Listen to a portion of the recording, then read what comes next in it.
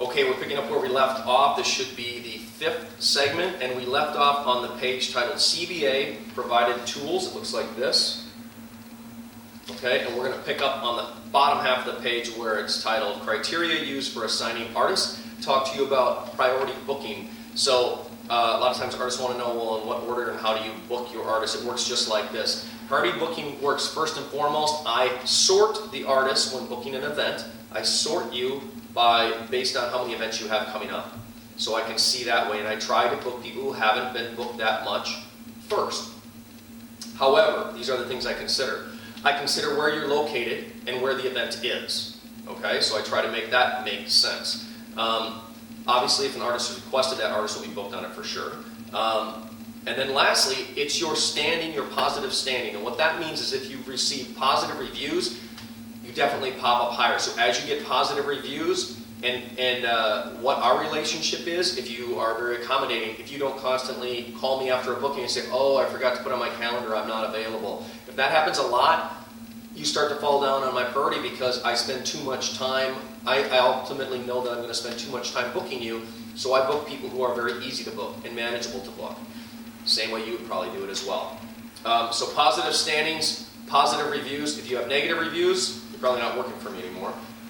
Those are rare, and sometimes they happen and they're not our fault, and we talk about it and we end up being okay with it. But if they're negative reviews that are warranted, those artists don't work for me anymore. So then it's just about whether or not you're accepting your events on time, whether or not your calendar is accurate. Those things really play heavily into whether or not you get booked before other artists. Okay, so we're going to go on to the next page. Title starts with no contracts. Talked a little bit about that already. I don't have any contracts. I don't do contracts with clients. I don't do contracts with artists. The idea here is our reputation speaks for itself, and I make right any challenges we have with clients, meaning I throw money at anything that doesn't go the right way. It's very important to us that clients feel good about their relationship with us, feel really good about their transaction and interaction with us, and I go to every extent that I can to make that happen. And I don't have contracts with the artists, and I kind of liken that to a metaphor of it's a dating relationship as opposed to a marriage relationship, therefore allowing us to kind of be on our toes and wanting to please each other as opposed to having a marital contract and feeling frustrated or challenged or feeling trapped in a bad relationship.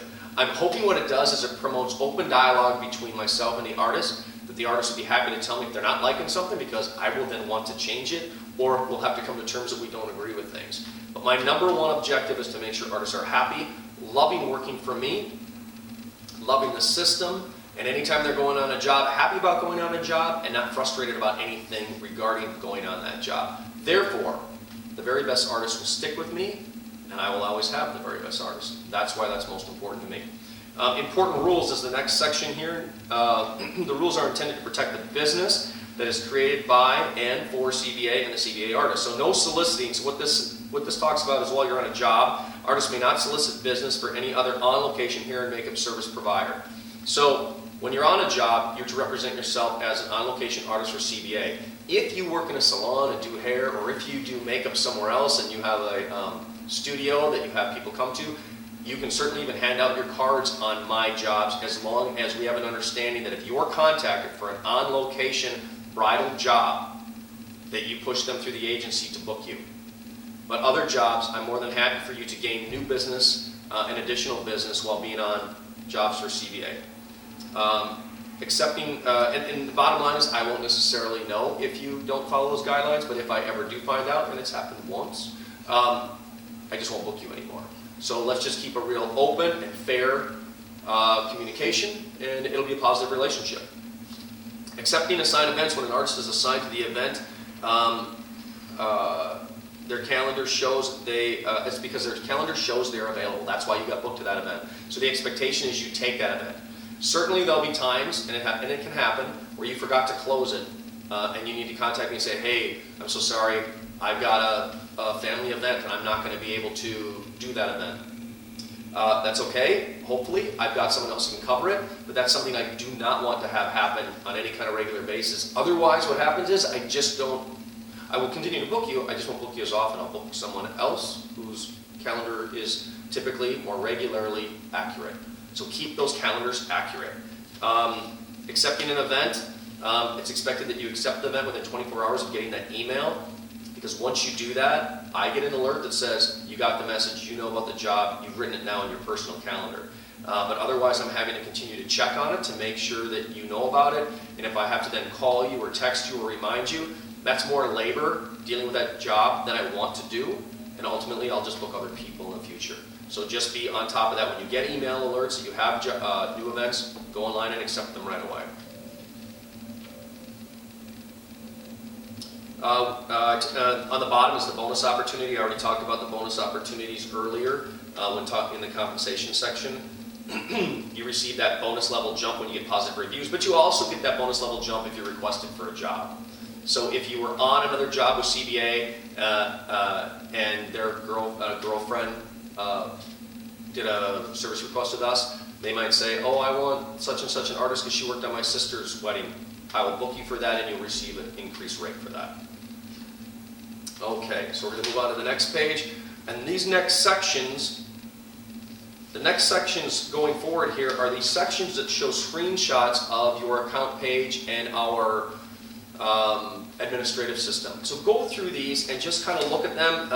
It's a lot to consume, but it talks to you about how, I think, effectively our system communicates with you and lets you know about how our system works, how you get set up in your account page, how you accept events, what the different colored, like this first page, for example, talks about the different colors that applies to your preview service and whether or not you should be going to that preview service because they have or have not paid for it yet. So go through these pages with the bubbles on them.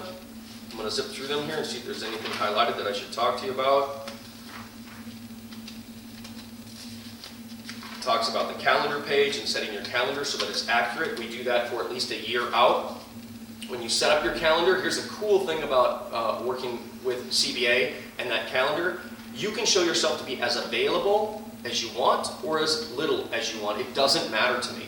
Having you on my roster is the most important thing so that I have the opportunity to book you.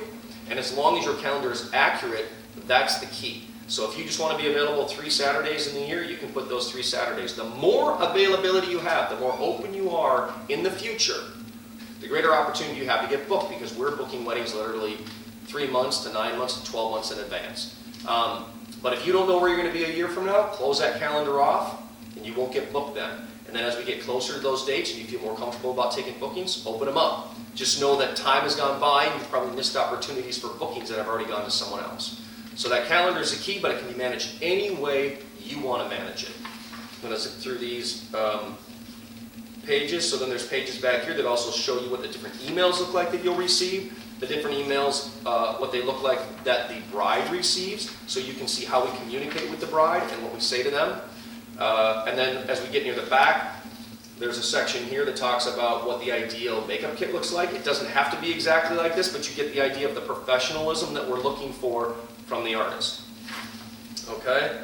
Talks about what's in a hair kit, as well as a makeup kit. And then in the very back, there's general information, my contact information, email, my email contacts, our Facebook page, our group page, our public website, things like that. I also, you probably received it already in an email, but definitely check out my Facebook page and my LinkedIn page. Because so much is done electronically and through the cyber world, we don't really ever have any FaceTime together. So it's important that you have a comfort level in working with me and knowing that I'm a real person and have a real life and a family. My wife is standing behind the camera. But I'm a real guy, and I want any opportunity for you to kind of, do your due diligence and check me out. So definitely check out the Facebook page and my LinkedIn page, and hopefully gain some greater comfort with that. All right, I think that is, at the very, very last page, I'll just point this out, is this.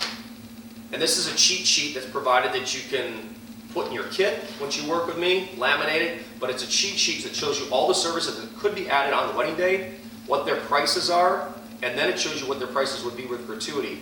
You probably don't need that, because when I send you your ID badge, on the back is that same cheat sheet. So just know what's on the back of this ID badge is the same thing that's on that last page. And I think that's it. So hopefully you're interested in Creative Beauty Agency. Hopefully we're a good fit for one another. I'm looking for wonderful professionals. to represent our company and make us the very best agency with the best brand reputation possible. Thanks for listening.